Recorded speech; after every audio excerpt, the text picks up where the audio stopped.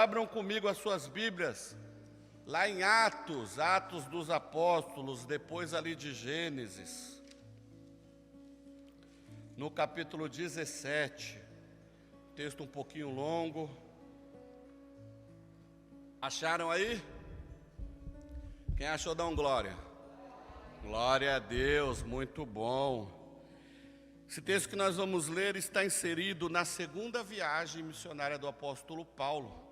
Essa viagem está narrada ali dos capítulos 16 ao capítulo 18, versículo 22 do livro de Atos. Logo após ali o primeiro concílio de Jerusalém, no capítulo 15 de Atos, quando há uma discórdia entre a pregação do evangelho aos judeus, aos gentios, os judaizantes querendo circuncidar os gentios e tal.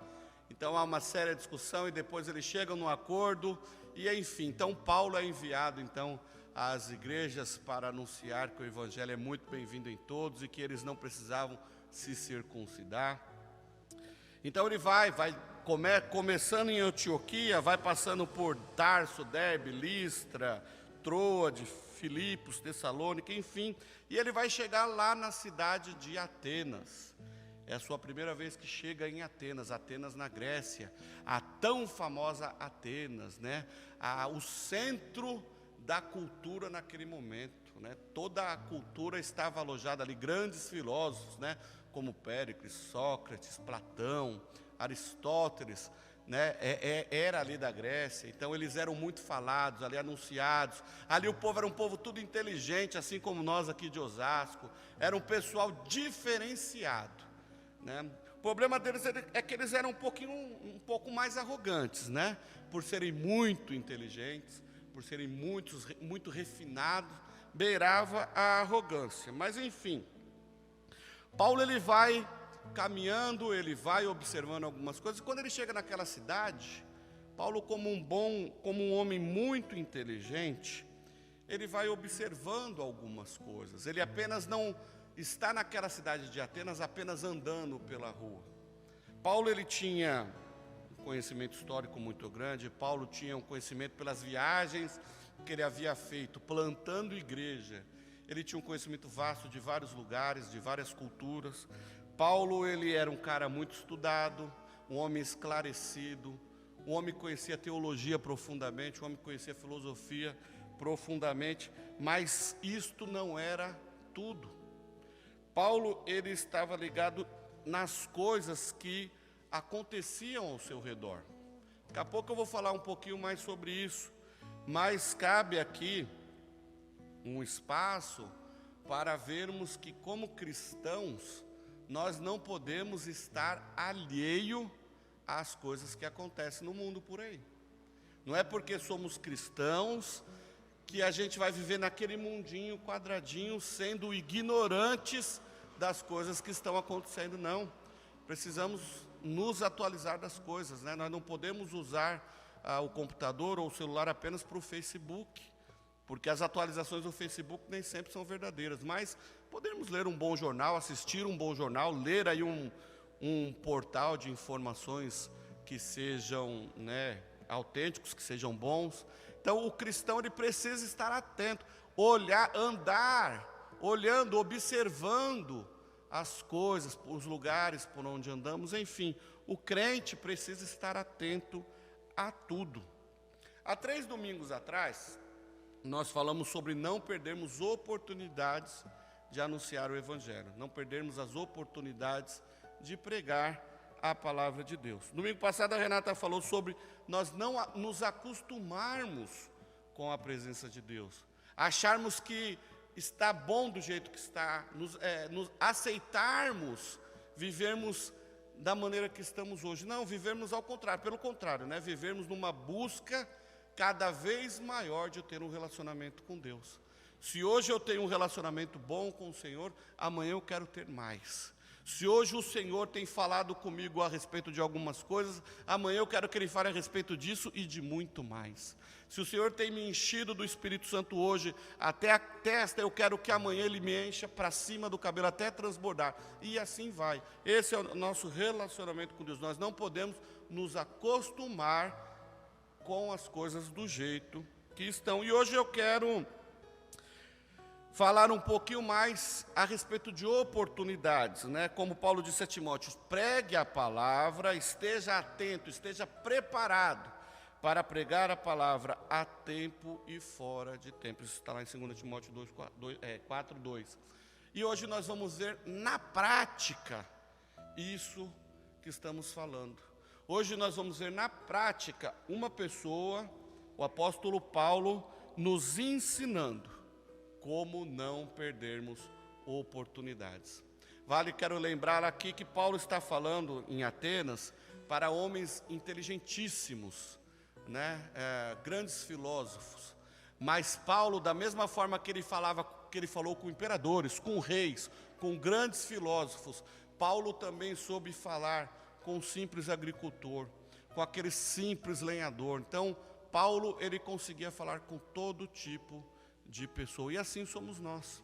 Às vezes Deus não vai nos levar para falarmos lá com o presidente da república, mas se nos levar a isso, vamos estar preparados, né? Às vezes Deus não vai nos colocar lá para falar com o presidente da empresa, mas nos dá a oportunidade de falar com o secretário, nos dá a oportunidade de falar com o porteiro, e assim vai. Nós precisamos estar preparados, não perder oportunidades. Glória a Deus. Então, abra comigo, você já abriu aí a sua Bíblia no livro de Atos, capítulo 17. Se você já achou, vamos agora então, após esse comentário, essa introdução, fazermos uma oração para que o Senhor fale conosco. Pai, em nome de Jesus, ensina-nos nesta manhã a vivermos da Tua Palavra, a anunciarmos a Tua Palavra, a demonstrarmos da Tua Palavra, Senhor. Abre os nossos corações e o nosso intelecto neste momento, Senhor, para aprendermos o que o Senhor tem a nos dizer. Fala conosco, Espírito Santo, passeia entre nós, cuidando-do, para que possamos aprender da Tua Palavra. Em nome de Jesus eu oro. Amém. Atos 17:16. Enquanto Paulo esperava por eles em Atenas, por eles quem? Por Silas, que estava vindo lá de outra cidade. Então, enquanto Paulo esperava por eles em Atenas, sentia grande indignação vendo a cidade cheia de ídolos. Qual cidade? Lá de Atenas. Por essa razão, discutia na sinagoga com os judeus e os gregos tementes a Deus, e todos os dias na praça com os que ali se achavam. Alguns filósofos, epicureus e estoicos puseram-se a debater com eles. Uns perguntavam, o que esse tagarela quer dizer? E outros diziam, parece ser um propagador de deuses estranhos. Pois Paulo anunciava a boa nova de Jesus e a ressurreição. Então o tomaram e o levaram ao Areópago e disseram, podemos saber que ensino novo é esse que falais? Pois estás nos anunciando coisas estranhas, portanto queremos saber o que é isso. Todos os atenienses, como também os estrangeiros que ali residiam, não tinham outro interesse a não ser contar ou ouvir a última novidade. Eles gostavam de saber das últimas novidades, o que estava ali acontecendo. Então Paulo ficou de pé no meio do Areópago e disse, senhores atenienses, em tudo vejo que sois excepcionalmente religiosos, porque ao passar e observar os objetos do vosso culto, encontrei também um altar em que estava escrito, ao Deus desconhecido.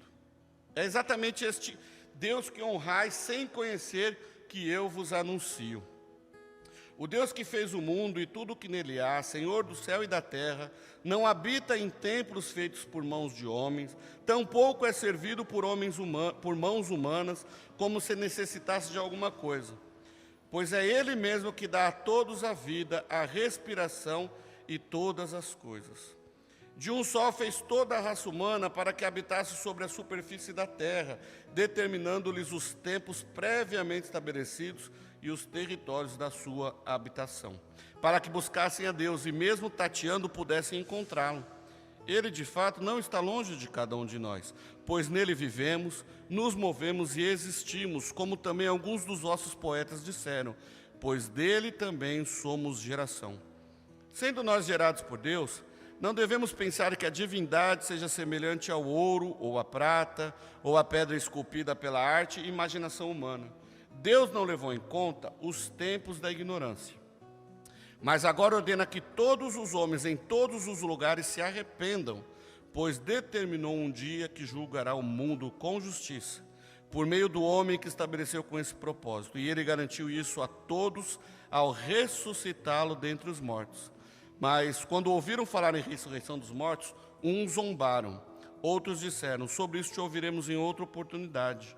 Então saiu Paulo do meio deles. Todavia, alguns homens uniram-se a ele e creram, entre os quais Dionísio, membro do conselho do Areópago, uma mulher chamada Dámaris e alguns outros que ainda estavam com ele. Paulo ele entra em Atenas e observa muitos deuses, muitos altares. Alguns historiadores, Dionísio, por exemplo, diz que havia pelo menos 30.000 altares em Atenas nos dias de Jesus. Havia mais deuses ali do que homens. E Paulo, quando chega naquela cidade, ele fica chocado e ao mesmo tempo ele fica indignado, com raiva. Mas ele se contém. E o que imediatamente ele faz quando chega ali? Espera aí, vou me juntar, vou me reunir com os crentes que aqui já estão e vamos buscar uma solução, vamos buscar uma direção para tratar deste assunto. Então, nós vamos ver no versículo 17 que ele pega então e busca os judeus e os gentios tementes a Deus, os crentes piedosos ali, e eles começam então na sinagoga a discutir o assunto.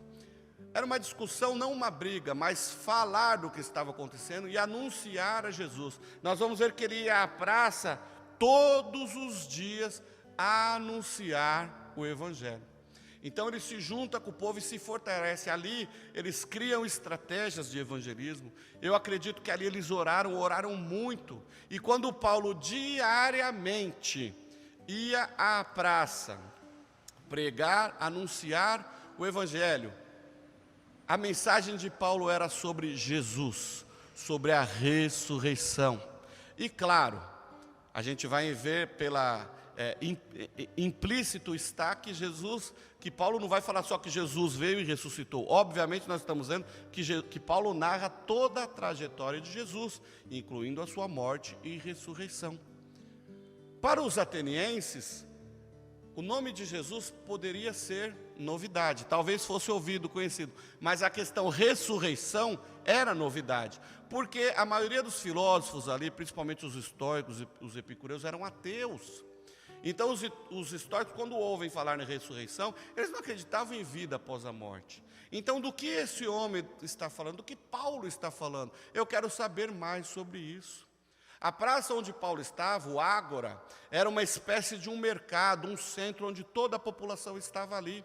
E quando eles começam a ouvir, então, sobre essa história de Jesus, ressurreição, eles pensavam até que isso era um casal de novos deuses. Então eles pegam Paulo e agora vamos levar então para o Areópago, onde lá ele vai poder explicar para toda a população do que ele está falando. Assim ele vai matar as nossas curiosidades. O texto está dizendo que o povo ateniense gostava de novidade. E Paulo chega agora com uma novidade. Olha que coisa boa. Então, Paulo ele observa, ele procura conhecer bem o seu público. E quando ele é então convocado para ir anunciar, quando ele é convocado para ir anunciar ali a palavra de Deus, ele se porta à altura de todos os demais filósofos que já estiveram ali em Atenas. Deixa eu falar um pouquinho da idolatria em Atenas. A Grécia se tornou o berço da sabedoria da humanidade através dos seus filósofos. Todos nós sabemos da filosofia grega dos tempos antigos, né? A cultura, a erudição dos seus filósofos era algo sobrenatural. E Atenas era a capital intelectual do mundo, né? A cidade de Péricles, Sócrates, Platão, quem mais? Aristóteles, né? Os grandes nomes da mitologia que nós tanto ouvimos falar aí nas escolas, na faculdade. E Paulo agora ele está nesse território, no território da cultura. Notem que a cultura grega foi tão importante, por que não dizer que ainda tem o seu legado deixado para nós, mas naquela época ela foi tão importante que na época de Paulo, Roma conquistou o mundo. Roma dominou o mundo, inclusive a Grécia, né? Só que Roma conquistou o mundo militarmente. Culturalmente, Roma fez o quê? Absorveu para si a cultura grega. Os romanos, eles deixavam o latim de lado para aprender a língua grega, para poder estudar, para poderem ler os grandes filósofos gregos. Olha que coisa extraordinária. Então, por aí nós vemos a importância da cultura helenística, né, da cultura grega naqueles dias. Então, Paulo ele é convocado para ir ao Areópago falar sobre esta novidade. O Areópago, se vocês procurarem na internet, ou quem um dia puder ir lá na Grécia conhecer, é um monte, né, uma pedra bem alta assim, de onde dali os grandes oradores paravam para falar histórias, contar seus poemas, suas poesias, declarar as suas oratórias, onde Sócrates contou suas histórias, onde ali a mitologia era pregada, né, as histórias de Édipo, Jocasta, do Minotauro, entre tantas outras. Dali o povo parava para ouvir os oradores contarem essas histórias. E ali Paulo, então, é convocado. Olha que coisa linda. Paulo é levado ao Areópago para falar com este povo. E Paulo, indignado do jeito que estava, ele poderia já chutar o balde, né? Olha, senhores idólatras, eis que vi isso. Então, Paulo, ele é levado ao Areópago para fazer o seu discurso. E com muita classe, com muito jeito, Paulo, ele vai trabalhar a mente, os ouvidos daquele povo. Então, Paulo, ele começa, né? Senhores atenienses. Então, Paulo começa o seu discurso exatamente da mesma forma que os grandes filósofos faziam, para chamar a atenção, né? Senhores atenienses, andando aqui pela sua cidade, eu vejo que vocês são um povo extremamente religiosos, né? Eu estive observando aqui os seus objetos de culto e vi em vocês muitos aspectos religiosos. E notando, passeando por aqui, observando por aqui, eu notei que há um altar, que naquele altar não tem o nome de ninguém. Aquele altar está escrito, né, ao Deus desconhecido. Pois é justamente sobre esse Deus que vocês não conhecem, que vocês o adoram sem saber quem é, que eu venho lhes anunciar. Eu quero contar para vocês, então, quem é o Deus desconhecido. Mas, para podermos entender um pouquinho melhor a história desse altar do Deus desconhecido, eu vou precisar contar uma história para vocês que aconteceu cerca de 500 anos antes desse evento. Essa história ela foi contada está no livro de Dom Richardson, O Fator Melquisedeque, né, e é narrada por um historiador, Dionísio Laércio, né, é um historiador romano. E ele conta o seguinte, que em um determinado momento bem distante, num passado lá da Grécia, o rei Meglaques, ele obtém a rendição de seus oponentes, seguidores de Silon, e ele diz àquele povo, né, olha, se vocês se entregarem, eu não sei qual que era a discussão política na época, mas se vocês se entregarem, eu prometo dar uma anistia para vocês. Então o povo de Silon, os seguidores de Silon se entregam ali, mas esse rei não cumpre com a sua palavra e mata os seguidores de Silon. Isso é uma história grega. Acontece que então essa traição, esse gesto, atraiu sobre a cidade de Atenas uma grande maldição. Uma grande maldição. E aí, num conselho da cidade, a cidade lá no Areópago, conversando sobre o que estava acontecendo, uma sacerdotisa cita que justamente por causa dessa traição, Atenas estava sob maldição. E encaminha então Nícias, um dos rapazes que estavam ali naquela reunião, para procurar em Creta, uma outra cidade fora de Atenas, que buscasse em Creta um homem, um profeta conhecido por ser um adorador de um Deus único. Esse profeta se chamava Epimênides. Então Nícias, né, ele vai até Creta e traz então Epimênides para Atenas. Epimênides, ele quando desce do porto lá do navio, e ele começa a ver tantos ídolos, tantos altares, ele também fica assustado de ver tantos ídolos ali naquele lugar. E ele menciona para Nícias, fala, olha, realmente há um Deus aqui desconhecido, nós não sabemos quem é, que deve estar muito zangado com vocês, diante de tanta gente que estava morrendo por causa daquela praga. Então, esse profeta Epimênides é levado até esse conselho e é questionado, o que faremos então para aplacar a ira dos deuses, ou para aplacar a ira desse Deus que está acabando com a nossa cidade? Então Epimênides, ele diz o seguinte, tragam para mim dois rebanhos de ovelha, né? Um rebanho de ovelha clara, um rebanho de ovelha escura. Tragam ela no finalzinho da noite, deixem-as todas famintas a noite inteira, famintas.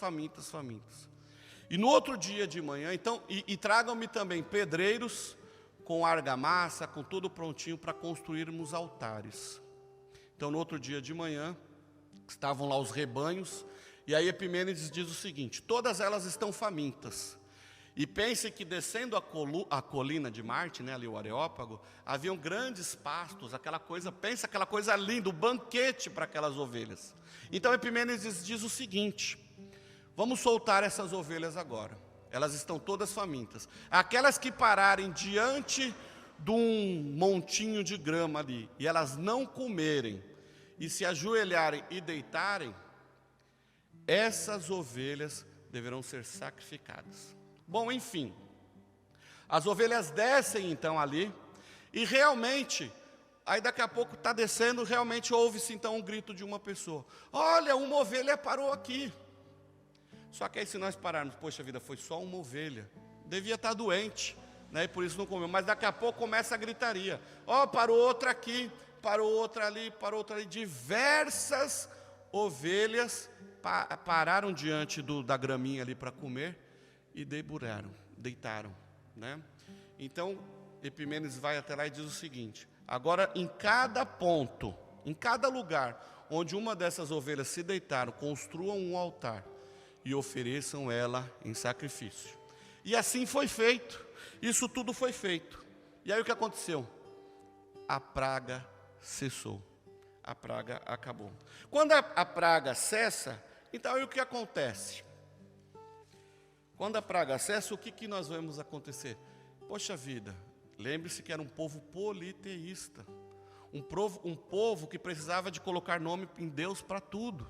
Então eles questionam, mas Epimênides, tá bom, fizemos isso, mas aqui nesse altar nós vamos colocar que nome? O que nós vamos fazer aqui? E Epimênides diz, coloque aí, Agnos Theos, ao Deus desconhecido. Então assim eles fizeram, colocaram lá ao Deus desconhecido e ficou lá, tudo bem. 50 anos depois, dois já adultos, dois já velhos, homens velhos, passeando por aquelas colinas, encontraram, porque pense que em 50 anos, deixa eu voltar um pouquinho aqui, peraí. Passado a praga, o povo esqueceu do que aconteceu e voltou à vida normal, e voltou à idolatria, e os altares ficaram lá abandonados. 50 anos depois, dois jovens passando por ali, dois que já não eram mais jovens, dois anciãos, eles encontram um altar e eles lembram da história, porque eles eram garotinhos na época. E aí eles falam o quê? Poxa vida, nós precisamos lembrar dessa história anualmente. Então eles foram lá, arrumaram aquele altar, limparam tudo bonitinho e tal. E aquele altar, então, ficou restaurado. Todo ano o governo usava de um recurso para limpar aquele altar, como fazia com os demais. Então, provavelmente, esse altar é o altar que Paulo, quando está passando, e ele vê ao Deus desconhecido e começa, então, a anunciar. Essa história é tão interessante que Paulo, quando cita, ele pega esse gancho da história de Epimênides, e aí nós vamos ver que ele cita alguns pedaços, trechos do poema de Epimênides, lá em Tito. Em Tito tem um texto que Paulo cita Epimênides. Então assim, Se Epimênides existiu ou não é uma outra situação, mas que Paulo já conhecia essa história, Paulo conhecia. Então, ele começa então a anunciar a palavra de Deus, e ele começa a pregar o Deus desconhecido. E ele começa dizendo: esse Deus que vocês não conhecem é o Deus da criação, é o Deus que tudo criou. O Deus que fez o mundo e tudo que nele há é o Senhor dos céus, é o Senhor da terra. Ele não habita em santuários feitos por mãos humanas.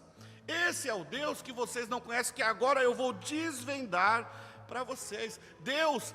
Esse Deus é aquele que fez todos os povos. Esse Deus é aquele que enviou Jesus Cristo como único e salvador da humanidade. Esse é o Deus que vocês estão adorando sem saber.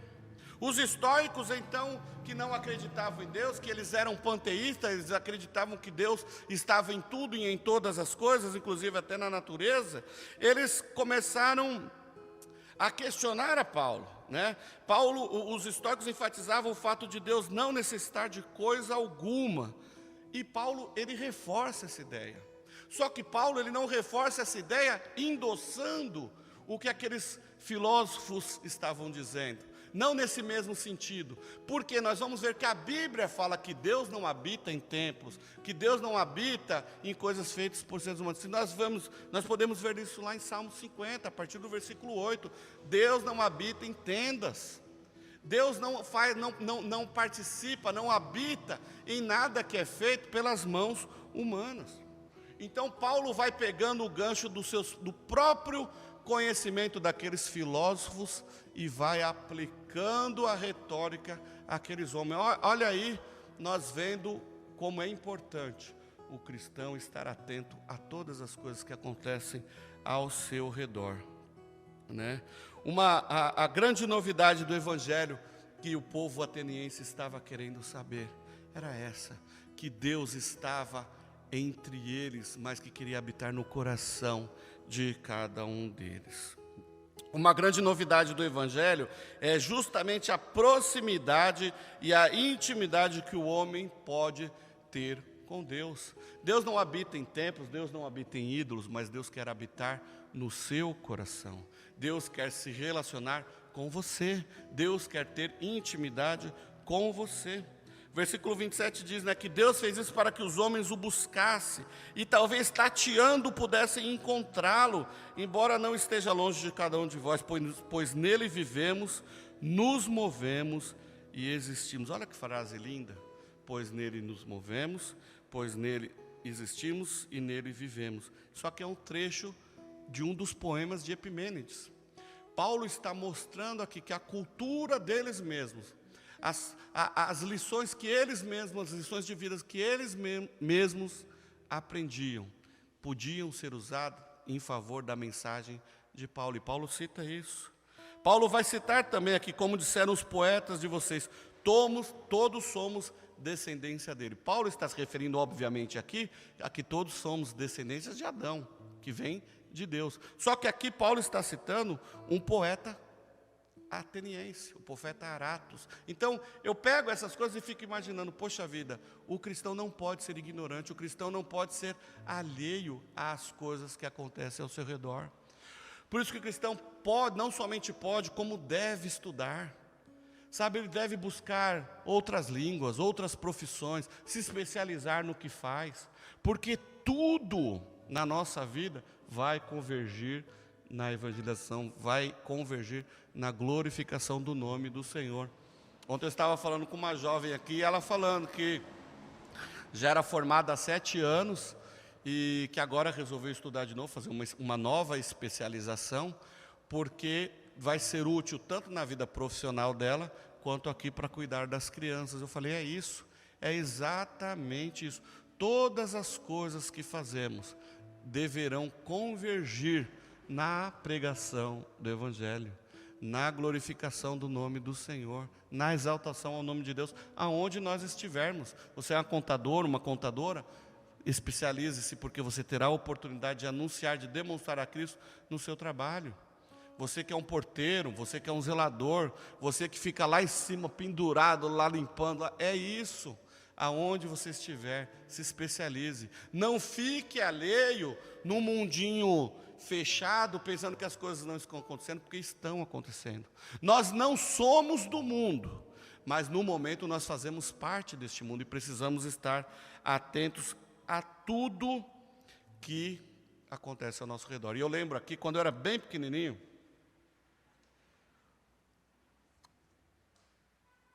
eu tinha uns 8, 10 anos, na Igreja Batista, todo ano, recebe-se vários missionários de outros países que vêm para evangelizar, fazer trabalho de evangelismo. E eu lembro que meus pais recebiam muitos missionários. Eu lembro que uma vez ele recebeu um carioca. E o carioca era um flamenguista roxo mesmo. E ele sempre, todo dia ele tinha que ler o jornal. Ele pegava e lia ler o jornal, e ele pegava o caderno de esportes, né, para saber como que estava o Flamengo, né? E aí ele estava falando comigo sobre isso e eu dei risada. Eu falei, poxa, interessante, né? Futebol e tal, também gosto muito do meu Corinthians e tal. Mas eu tinha 10 anos, vejam bem. Então, e eu questionei, mas por que você lê todo dia sobre o Flamengo e tal? Ele falou assim, porque falar de futebol para mim é uma oportunidade que eu tenho de puxar assunto no ônibus, quando eu vou trabalhar ou quando eu volto do serviço, isso no Rio de Janeiro, né? Então aí ele falou que ele está lá, então veja lá, nossa, Flamengo ganhou o jogo, tal, o Zico salvou o time.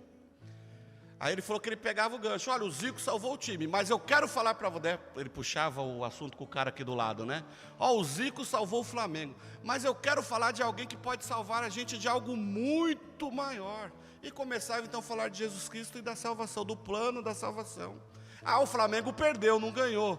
Poxa vida, ninguém salvou o Flamengo, mas eu tenho uma pessoa que pode salvar a gente de todos os males e tal, perdoar o pecado, salvar-nos do inferno. Então assim, ele estudava aquilo para usar de uma oportunidade para falar de Jesus. Então toda oportunidade é oportunidade.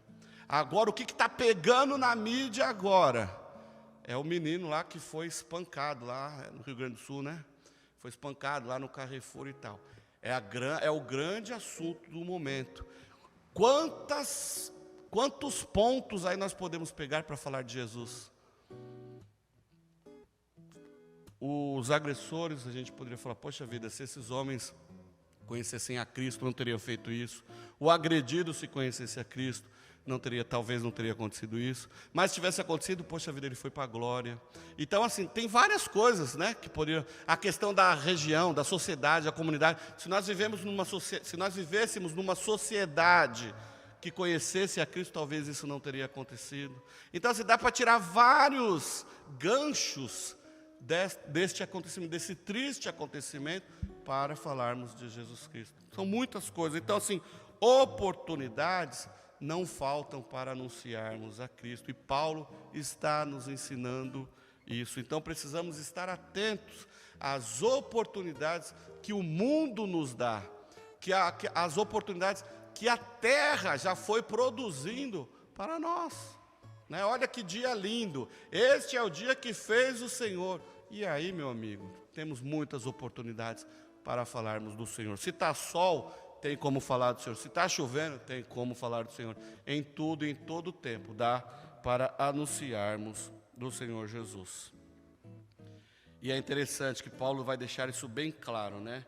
Que Deus não está longe da humanidade a ponto de não ser encontrado, pois nele existimos, nele nos movemos e nele nós veremos. Amém? Bom, no passado Deus não levou em conta essa ignorância, porque os atenienses, há quem diga que os atenienses não conheciam o Evangelho de Cristo. Então agora que Paulo está demonstrando, está ali anunciando a Cristo, os atenienses que não conheciam aquele Deus, agora Paulo está lhes apresentando esse Deus. Então agora acabou o tempo da ignorância. E aí Paulo ele vai começar no versículo 30 dizendo sobre isso. Deus não vai levar em conta o seu tempo da ignorância, o tempo que vocês não sabiam de nada. Mas agora que vocês sabem, arrependam-se. Olha o que Deus vai dizer. Deus não levou em conta essa ignorância, mas agora ordena que todos se arrependam. Que haja um arrependimento da vida de vocês em tudo que fizeram de errado até agora. Pois ele estabeleceu um dia em que há de julgar com justiça o mundo, né? Por Deus há de julgar com justiça o mundo, por meio do homem que designou, Jesus Cristo. E deu prova disso a todos, ressuscitando dentre os mortos. Quando ele falou essa palavra, ressuscitando-o dentre os mortos, opa, espera aí, o povo já começa a ficar preocupado. Qual é a nova agora? Por que isso agora? O que vem a ser? Que novidade é essa? Nós não cremos em ressurreição. E Paulo, então, ele vai ali, baseado no Evangelho, firmado no Evangelho, ele vai discorrer a vida de Cristo naquele povo. Queridos, alguns se irritam, alguns levantaram-se e foram embora. Não, eu não quero saber disso não. Outros disseram o quê? Não, em outra oportunidade. Olha aí, nós vemos o que? O mundo tem a oportunidade de ouvir do Evangelho, mas muitos não vão querer ouvir, muitos vão resistir à graça do Senhor, mas isso não é motivo para que nós, como filhos de Deus, não anunciemos a palavra. Nós precisamos anunciar e continuaremos anunciando a mensagem do Evangelho, porque a mensagem do Evangelho é loucura para este mundo. Qual é a mensagem do Evangelho? Renuncie o pecado, renuncie às drogas, renuncie às baladas, renuncie à corrupção, renuncie ao sexo antes do casamento, renuncie à promiscuidade, renuncie ao pecado. Esta é a mensagem do Evangelho, que é loucura para o mundo, porque o mundo fala justamente o contrário. Não, está tudo liberado, não é isso que o mundo faz. O mundo te libera para fazer tudo. Ah não, você pode trair sua mulher, o problema é só ela descobrir, mas se ela não descobrir, está tudo certo. Você pode roubá-la no serviço, você pode ser um mau picareta aí fora e tal. É isso que o mundo tem nos ensinado. Mas a mensagem do Evangelho vai completamente contra tudo isso, tornando-se loucura para quem ouve essa mensagem. O Deus desconhecido agora havia sido apresentado. Os olhos daqueles eruditos, dos filósofos, se abriram e agora não tinham mais desculpas pelos seus atos. Agora eles estavam cientes do pecado que estavam cometendo. Cabiam a eles, então, o dever de romperem com o erro ou continuarem. Então, assim, nós vamos ver que eles, em vez de romper com o erro, o que eles fazem? Não, eu quero ouvir isso depois, deixa isso para depois. Deixa isso para depois. Eles gostavam tanto de novidades, mas rejeitaram a novidade de vida. Como Cristo foi ressuscitado dentre os mortos pelo Pai, pela glória do Pai, assim também nós devemos andar em novidade de vida, que é Cristo.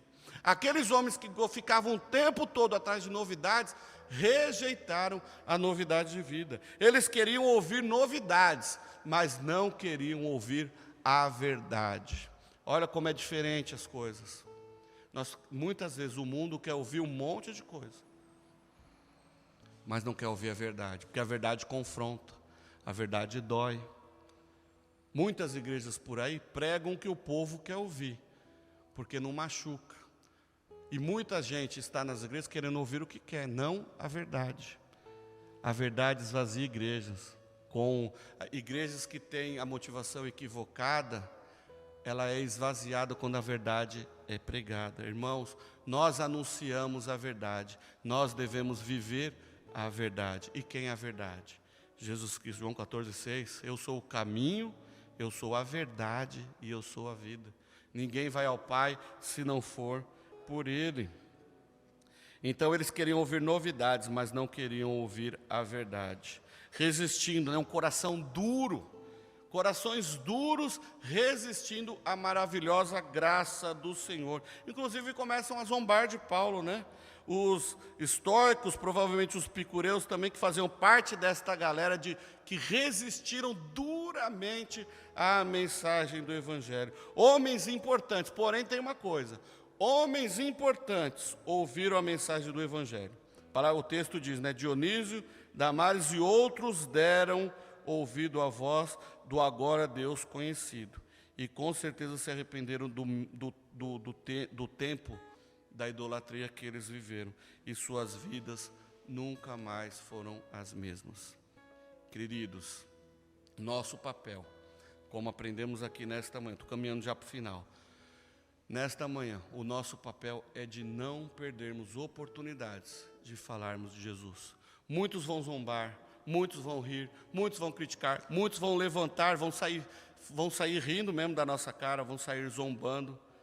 Mas haverão aqueles, assim como Dionísio, Dâmaris e muitos outros, haverão aqueles que vão ouvir a palavra de Deus.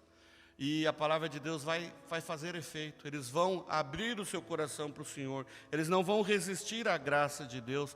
Vão aceitar o Senhor e serão salvos. Por isso que é o nosso papel, em tempo e em fora de tempo, anunciar da palavra de Deus, como nós aprendemos com Paulo nesta manhã. E eu encerro aqui lendo o capítulo 9 de 1 Coríntios, do versículo 16 em diante, que diz assim: mas se anuncio o Evangelho, não tenho de que me gloriar, pois tal obrigação me é imposta, e ai de mim, se não anunciar o Evangelho. Se, pois, o faço de boa vontade, tenho recompensa, mas se não é de boa vontade, estou apenas encarregado de uma tarefa. Então, qual é a minha recompensa? É que, pregando o Evangelho, eu faço gratuitamente, assim me sirva de direito, do meu direito ao Evangelho. Pois, sendo livre, tornei-me escravo para de todos, pois sendo livre, tornei-me escravo de todos, para ganhar o maior número possível. Para os judeus, tornei-me judeu, para ganhar os judeus. Para os que estão debaixo da lei, como se eu estivesse debaixo da lei, embora eu não esteja, para ganhar os que estão debaixo da lei. Para os que estão sem lei, como se estivessem sem lei, não estando sem lei para com Deus, mas debaixo da lei de Cristo, para ganhar os que estão sem lei. Fiz-me de fraco para com os fracos, para ganhar os fracos. Tornei-me tudo para com todos, para de todos os meios vir a salvar alguns. Faço tudo por causa do Evangelho, para dele me tornar co-participante. Fiz de tudo por causa do Evangelho. É isso. Nós estamos no mundo, fazemos parte do mundo, vivemos no mundo, precisamos trabalhar no mundo, precisamos pagar as contas, precisamos dar exemplo. Mas em tudo podemos anunciar o Evangelho de Cristo.